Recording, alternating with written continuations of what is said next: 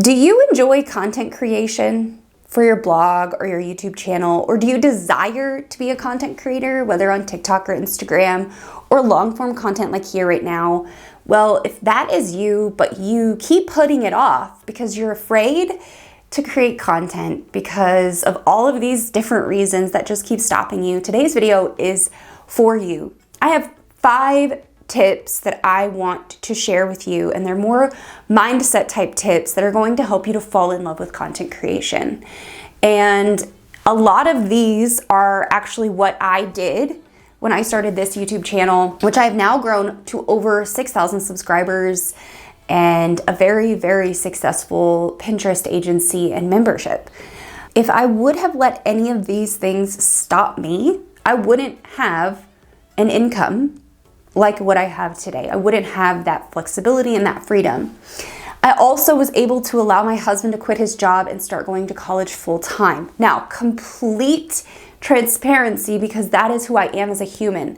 Hi, I'm Heather Farris. I run this YouTube channel, this Pinterest agency behind me. I run a paid Pinterest membership program.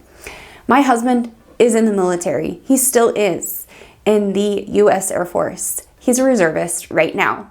So he still gets somewhat of a paycheck. We still have very horrible but cheap health insurance. So a lot of that is not falling on my shoulders to have to provide as an income provider. He's also considered a disabled veteran, so he gets some income from the VA, which goes to help pay for some of the things that he has going on in his life, like his own retirement plan and his Jeep. So just complete transparency, this is not one of those videos where I'm like, oh, do all these things and you're going to become a 6-figure content creator and you just need to change your mindset. It's not one of those videos, but these mindset shifts are going to help you to hit record on whatever platform you want to hit record on, or to start writing, or to write a newsletter, or to create digital products and really take yourself to that next level. I have some support behind me, but the majority of what I do is because of what I do. It's because of my willingness to hit record. So I just want full transparency. Like, there's no hiding any of that. A lot of people are not honest, and that's not me. In full transparency, I have my 5 tips on a sticky note. I also have a hot tea that I'm gonna be pausing to drink on occasion because I am sick. And I have been sick for over a week, and I sound like a smoker. I cannot seem to get over this virus, whatever it is, and I'm coming to you today very imperfect because that is the essence of today's video. The first thing I want to share with you in this whole content creation journey, in just ripping off the band-aid, is to go deep in your content, because your competitors are not. When I started on YouTube sharing Pinterest marketing tips, there were very few people on YouTube sharing tutorials, sharing how-to things, teaching people actually how to create Pinterest ads or actually how to create Pinterest pins. There just weren't very many videos, and if there were, they weren't very well done, and they were all promotional in essence. And I just cut right through that, and I went deeper because my competitors were not doing it. And in this online space, oftentimes we hear from coaches, don't share the how, share the why. And that's how people are gonna buy from you, because people pay you to teach them how. Well, I feel like that's BS. I mean, it's true in some cases, but honestly, I feel like it's BS in a lot of cases. And it's keeping creators like you and I behind. It's keeping us from hitting the record button because we're afraid if we share too much, no one will want to pay us. And that's simply not the truth. I took this YouTube channel and my business from making $43,000 the very first year I started to making $130,000 the very next year to $296,000 the next year. And it continues to grow and it continues to thrive because I'm willing to stand up and be who I am and share what I know, and I'm not afraid to go deep. Okay? Go deep because your competitors aren't. Number 2, solve problems for your people. When I very first started this YouTube channel, I was not getting a ton of views on my videos. That's normal because YouTube has to learn who your audience is. You have to get engagement, you have to get views and likes, shares, all of that stuff in order for YouTube to continue to serve your content. So I treated the 50 people that were watching my video like they were sitting right in front of me, and I solved their problems. So when they watched a video and they left a comment and they said, hey, what about this thing? Here's an example for you, actually. You can go back on this YouTube channel and find the video. I published a video about Pinterest ads, and someone said in the comments, this is a really great video, but how do you optimize your Pinterest ads?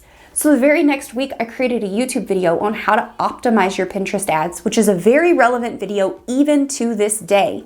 I still use those tactics in my Pinterest agency. I solve problems for the people in front of me that I am serving right now. Those problems have changed over the years, and now we're talking about content strategy on this YouTube channel because I feel like before you can amplify anything on Pinterest, you need to be creating content like this in order to serve your audience. So as the problems change, you are also going to change. You are also going to be required to grow with those people. Don't be afraid to solve problems, which is going to really aid you in going deeper in that example for number 1. Number 3, get over your fear of not being a writer, not being a YouTuber. I'm not a content creator. I'm not a TikToker. I can't dance. I'm not a video creator. I can't create digital products. Like, those are fears that your ego is telling you that you are not able to do those things. You can, and when you put aside the judgments of everyone in your life, when you get to the root cause of why you think you can't do those things, you'll realize it's so silly. If I can create a mom blog that gets thousands of views when I'm not an expert in parenting and sell digital products from that brand very easily, like, you can too. I'm not telling you to dupe your people, but you have to get past that fear of not being good enough or not being something that you feel like you're not. Who, at the end of the day, is a writer? Okay, other than people who write books. If you ask writers who are writers, they're gonna tell you, oh, they write books. But we can all be writers in our own way. So if you're wanting to start a blog and you're wanting to show and share your expertise with the world and help those people in your circle to maintain a certain standard of living or to achieve a goal that they've been wanting to achieve, whatever outcome that you help them to achieve, you have to get past your fear of showing up, and you have to show up. Just do it. All of these are gonna help each other, okay? So we have to get past that fear. And I don't want you to come into my membership and tell me, but Heather, I'm not a writer. I can't write a blog. I'm not asking you to write math equations, okay? I'm asking you to teach me how to golf. Like, it's not that hard, okay? If you are a golfing expert, you should be able to write articles on how to golf. Just let that fear of what other people are gonna think about you go, because it's not worth your time. In fact, I recently kept getting comments, and the person might be watching this video right now. She kept commenting on my YouTube channel and telling me that the presentation style that I have in my videos might turn people off, and that I should be careful about the way that I talk. And I should be careful about how passionate I am with my content and how I present it. And I clicked on that person's screen name on YouTube only to realize that they don't have a YouTube channel. So this just goes to show that oftentimes your biggest critics are people that are not in the ring with you. So as Brene Brown says, if they are not in the ring willing to get their ass kicked the same way you are every single day, they're not worth your time. So let's get past that fear and show up. All right, I know I said that there were 5 tips, but there's actually 4. I held up the number 5. There's actually 4.